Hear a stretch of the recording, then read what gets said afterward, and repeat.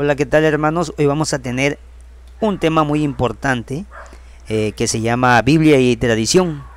Entre los católicos y no católicos vamos a comprender por medio de la tradición y la Biblia cómo es que de verdad se trata la tradición entre católicos y no católicos.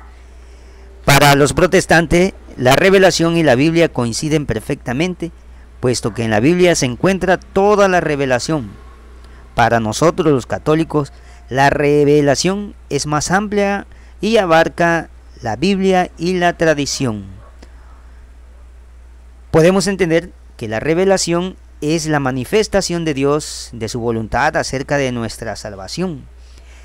Esta contiene dos elementos verdaderos o verdades que hay que creer y mandamientos que hay que observar.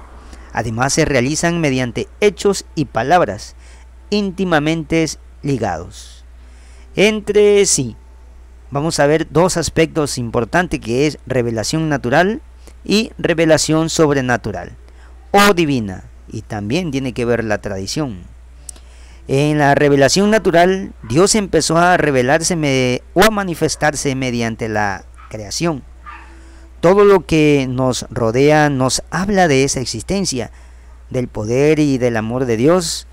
Todo lo que vemos representa una huella de su presencia. Vemos muy bien en el en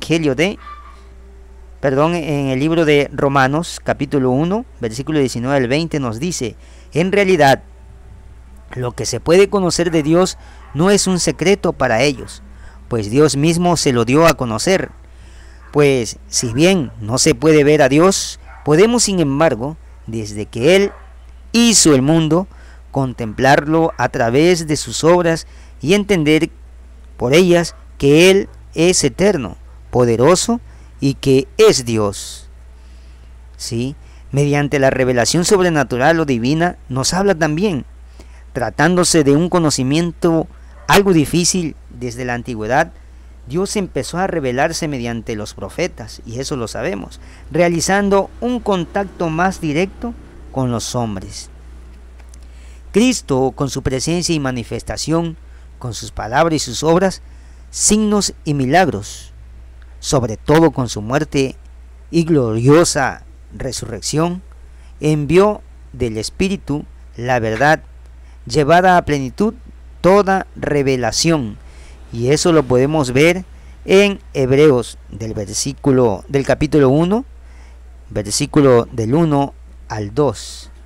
¿Sí? Eso lo podemos ver también muy exacto, ¿no? Y nos dice: Dios habló a nuestros padres en distancia, en distintas ocasiones y de muchas maneras por los profetas. Ahora, en esta etapa final, nos ha hablado por medio de su Hijo. ¿Quién es su Hijo? Pues el mismo Jesucristo. Cristo es la máxima revelación de Dios, y eso todos lo sabemos. El que me ha visto a mí, ha visto al Padre, nos dice en Juan capítulo 14, versículo 9, ¿verdad? Entonces lo tenemos muy claro. Al mismo tiempo es el Evangelio de Dios, es decir, la buena noticia que Dios da a la humanidad. ¿Por medio de quién? Por medio de Jesucristo. En el Evangelio de San Marcos, capítulo 1, ¿sí? En el capítulo 1, versículo 15, pues nos habla y nos dice: arrepiéntanse y crean en el Evangelio. Es decir, dejen su manera de pensar y actuar y crean en mí, que soy el Evangelio de Dios. En realidad, el Evangelio no es un mensaje y nada más que pensemos que es un mensaje y ya con eso, ¿no? Pues no, antes que nada es una persona, Cristo mismo. Por lo tanto, todo lo que Cristo hizo y enseñó es Evangelio, es decir, buena noticia, y eso todos lo sabemos. Y cuando manifiesta el poder y el amor de Dios en nuestro favor, pues. Y después en Hechos capítulo 1, versículo 1, yo escribí en mi primer libro todo lo que Jesús hizo. Eso es lo que nos relata el que escribió el libro de los Hechos, ¿verdad? el hecho fundamental mediante el cual Jesús se transformó en Evangelio de Dios para toda la humanidad fue su pasión, muerte y resurrección, lo que se llama misterio pascual. Jesús es el verdadero Cordero Pascual, por cuya sangre quedamos a salvo. Mediante Jesús, el nuevo pueblo de Dios pasa de la muerte a la vida, de la esclavitud del pecado que había, a la gloriosa libertad de los hijos de Dios. ¿Por medio de cuál? Por medio del bautismo. Pero bueno, eso ya es otro tema. ¿Cuál es el siguiente punto que tenemos que ver? El siguiente punto que ver es la transmisión de la revelación divina. ¿A dónde vamos con la transmisión de la revelación divina? Pues bien, ¿qué hizo Jesús para que su evangelio llegara a todo el mundo? Es decir, para que Él mismo se hiciera presente en todo el mundo como evangelio de Dios, mediante su palabra y sus hechos salvadores. Aquí empieza pues el problema de la indiferencia entre los católicos y los evangélicos. Para los evangélicos hay que diferenciar, basta la Biblia, pero no. En la Biblia está la salvación y basándose en la Biblia cada uno puede fundar su iglesia como comunidad de creyentes salvos. Eso es lo que dicen nuestros hermanos separados. Pero no es así. Para que la salvación, es decir, el evangelio, llegara a todo el mundo, Jesús no escribió nada y hay que tomar nota de esto. Lo que hizo fue fundar primero su iglesia, dirigida por los apóstoles, con Pedro a la cabeza. Esta iglesia hará presente a Jesús en todo el mundo como el evangelio de Dios, es decir, como buena noticia salvadora, no un libro llamado Biblia. Y eso lo tenemos que saber también. Dios quiso que todo lo que había revelado para la salvación de todos los pueblos se conservara por siempre, entregó y fuera transmitido a todas las edades. Por eso Cristo, nuestro Señor, plenitud de la revelación, lo podemos ver en 2 de Corintios, versículo del 1 al 20, y también el capítulo 3, versículo 16, y continuamos con el 4 hasta el 6. Él dice, mandó a los apóstoles a predicar a todo el mundo el evangelio, ¿no? Eso lo sabemos, como fuente de toda la verdad salvadora y de toda norma de conducta, ¿sí? Entonces eso es lo que tenemos que ir notando nosotros también. En Mateos 28, versículo 19 al 20 nos dice, vayan y hagan todos los pueblos sean mis discípulos, bautícenlos en el nombre del Padre, del Hijo y del Espíritu Santo, y enséñenles a cumplir lo que yo les he encomendado. Yo estoy con ustedes todos los días hasta que se termine este mundo. Esa es la promesa de Jesús, ¿no? Y también en Marcos capítulo 16, 15 nos termina diciendo también, vayan por todo el mundo y proclamen la buena nueva a toda la creación. Aquí notamos cómo Jesús ordenó predicar. Proclamar no es escribir su evangelio, y de hecho todos los apóstoles predicaron la buena nueva de Cristo, ¿no?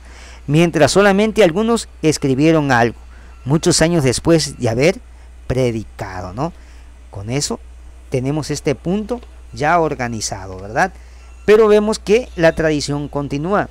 Este mensaje escuchado por boca de Jesús, vivido, elaborado y transmitido oralmente por los apóstoles, se llama tradición, ¿sí?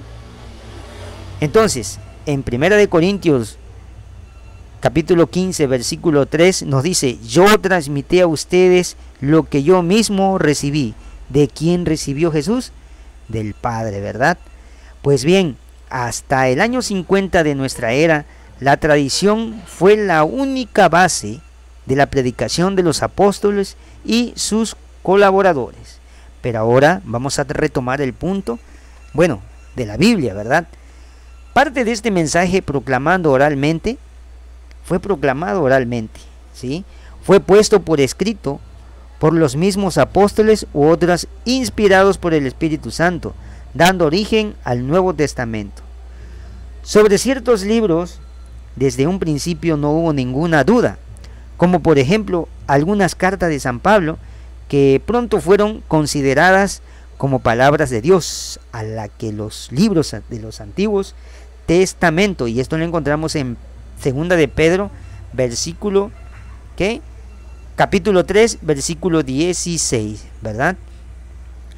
Pero sobre otros libros hubo ciertas dudas, hasta que los obispos católicos hicieron la lista completa de los libros inspirados por Dios y los incluyeron, dando origen a lo que llamamos Nuevo Testamento. Esto fue escrito en el Sínodo Romano en el año 382, o en el Concilio de Hipona, año 393, y Concilio de Cartago en el año 397. ¿Y qué pasó después? Que los grupos separados de la Iglesia Católica aceptaron el Nuevo Testamento, así como salió de las manos de la Iglesia Católica, y rechazaron a la misma Iglesia, considerada como infiel. Evidentemente se trata de un absurdo. Sería como querer la leche y rechazar la vaca, querer el coco y rechazar la palmera, ¿verdad?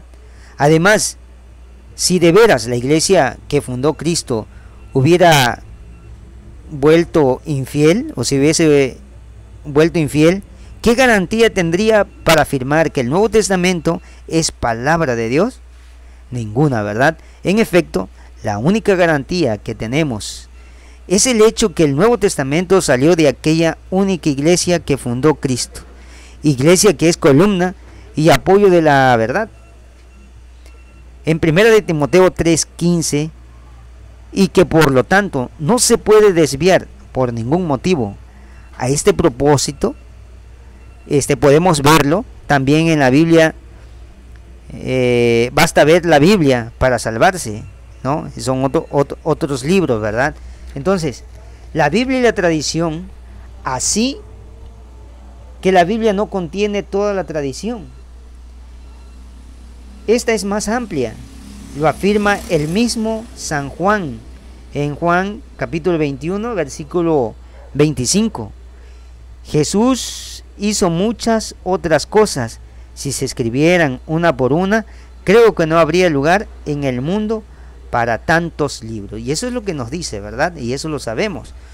No todos los que escribió se ha observado, como por ejemplo una carta de San Pablo, anterior a la primera carta a los Corintios, capítulo 5, versículo 9. Además, la misma Biblia hace referencia a la tradición oral como base de la fe de los creyentes. En ninguna parte de la Sagrada Escritura se dice que la Biblia contiene toda la revelación o que es suficiente para salvarnos. Y esto sería algo muy importante para que entendieran los hermanos separados. San Pablo, para confirmar la fe de los cristianos, no usa solamente la palabra de Dios escrita, sino que recuerda de una manera especial la tradición o predicación oral, cuyo contenido viene desde los principios, desde el principio, y es evangelio de Dios. Por eso vemos a Filipenses capítulo 4, versículo 9, dice: todo lo que han aprendido, recibido, escuchen muy bien, y oído de mí, todo lo que me ha visto hacer, háganlo, ¿no? Nos hace referencia que no se escribió, Jesús no mandó a escribir nada, ¿verdad? Fíjense muy bien, nos dice San Pablo: hagan solamente lo que escribí. San Pablo habla de un sentido más amplio, refiriéndose a todo, ¿verdad? Lo que les he transmitido. ¿Cómo? Oralmente, ¿verdad? Por eso vemos en 2 de Timoteo, capítulo 2, versículo 2, dice: lo que aprendiste de mí, confirmado por muchos testigos, confíalo a hombres que merezcan confianza, capaces de instruir después de otro, ¿no? Deja muy firme esa palabra de los confirmados, ¿sí? Ustedes síganlo confirmando, confíen lo que he dejado, ¿verdad? esta es la tradición, pues, que se recibe el mensaje y se transmite hasta el fin del mundo, ¿no? Y después en 2 de Tesalonicenses dice, capítulo 2, versículo 15, dice: hermanos, manténganse firmes y conserven las tradiciones que han aprendido de nosotros, de viva voz o por escrito. ¿Ok? Entonces vamos entendiendo realmente lo que nos va diciendo, ahora sí, la palabra de Dios, ¿verdad?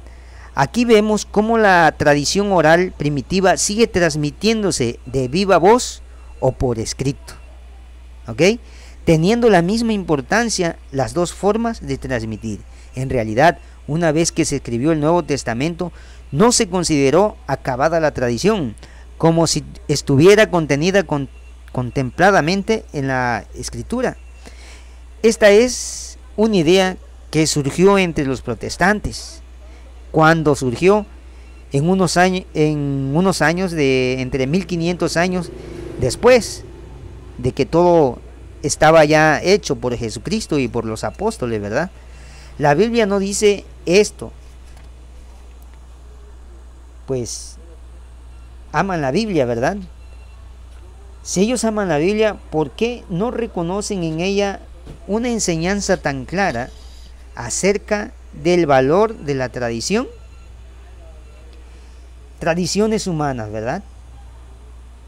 Algunos grupos no católicos alegan que Jesús condenó las tradiciones de los hombres y citan el Evangelio de San Marcos, capítulo 7, del 1 al 14.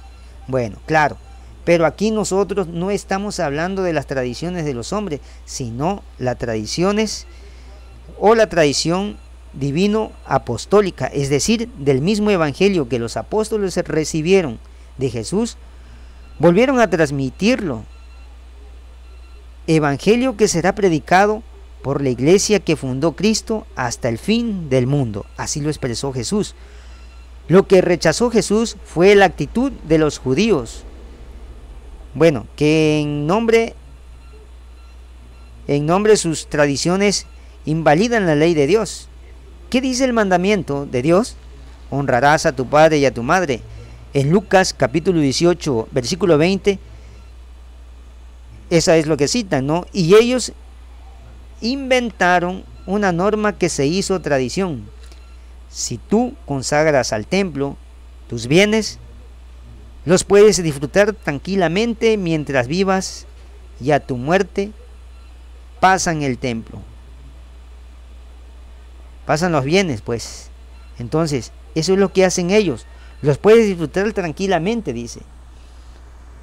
Por mientras, no estás obligado a socorrer a tus papás si encuentran en alguna necesidad cosas, ¿no? No lo puedes ayudar, es lo que ellos dicen, ¿no?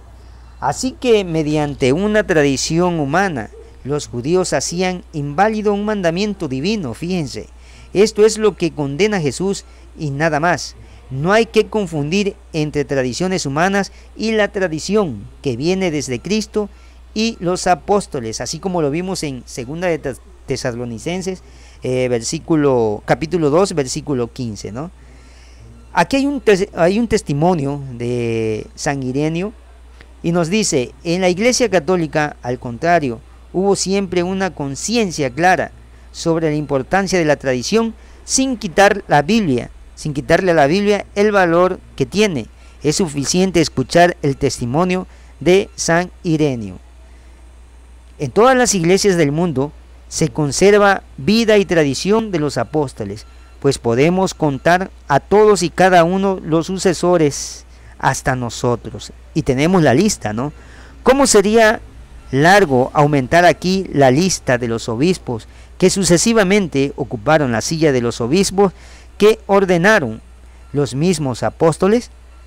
Basta citar la silla de Roma, la mayor y la más antigua de la iglesia, conocida en todas partes y fundada por San Pedro y San Pablo. Bueno, la tradición de esta sede basta para confundir la soberbia de aquellos que por su malicia se han apartado de la verdad, pues ciertamente la permanencia de esta iglesia de Roma es tal que a todas las iglesias que aún conservan la tradición apostólica están en todo de acuerdo con sus enseñanzas. Y ahora vienen los protestantes y dicen que no, ellos nacieron después de 1500, después de Cristo, después de los apóstoles, ¿verdad? Pero aquí viene algo muy importante igual, el magisterio. La tradición y la escritura constituyen un solo depósito sagrado de la palabra de Dios, confiada a la iglesia. El oficio de interpretar auténticamente la palabra de Dios, oral o escrita, ha sido encomendado únicamente al magisterio de la iglesia, el cual lo ejercía en el nombre de Jesucristo. Y esto es lo que no entienden tampoco los hermanos separados. Los sucesores de los apóstoles son los encargados de atender sin errores el mensaje recibido y transmitido fielmente por el mandato divino y con la asistencia del Espíritu Santo, y eso lo vemos en Mateo capítulo 28 versículo 20. El haber descuidado un aspecto tan importante ha dado origen a tantos errores y un sinfín de sectas. Por eso hay muchas sectas ahorita en nuestra sociedad y sigan avanzando, pero la verdadera que se ha sido depositada, la verdad, es la Iglesia Católica, cumpliendo fielmente con su tarea de vivir, meditar y transmitir el depósito revelado. La Iglesia va aclarando la palabra de Dios, haciendo explícito lo que estaba implícito en ella. En este sentido, la tradición divino-apostólica va creciendo como sucede en cualquier organización o en cualquier organismo vivo que se desarrolla teniendo en cuenta las circunstancias concretas en que se mueve sin dejar de ser el mismo o lo mismo de antes. Es precisamente esto el sentido de las difamaciones, fíjense, dogmáticas, hechas por el magisterio de la Iglesia, como por ejemplo la infidelidad del Padre, la Inmaculada Concepción de la Virgen y su asunción al cielo en cuerpo y alma. Pero bueno, ese ya es otro tema. Entonces, la Iglesia sigue estas tradiciones, no de hombre, sino tradiciones de la palabra de Dios. Y ahí es donde están confundidos nuestros hermanos separados. Pues bien, este sería un pequeño tema, un pequeño argumento de todo lo que tiene la Iglesia, ¿verdad? Para no seguirle aumentando el tema, pues esto sería todo por esta vez. Seguiremos subiendo más videos explicando toda la grandeza que tiene nuestra Iglesia Católica. Saludos y bendiciones.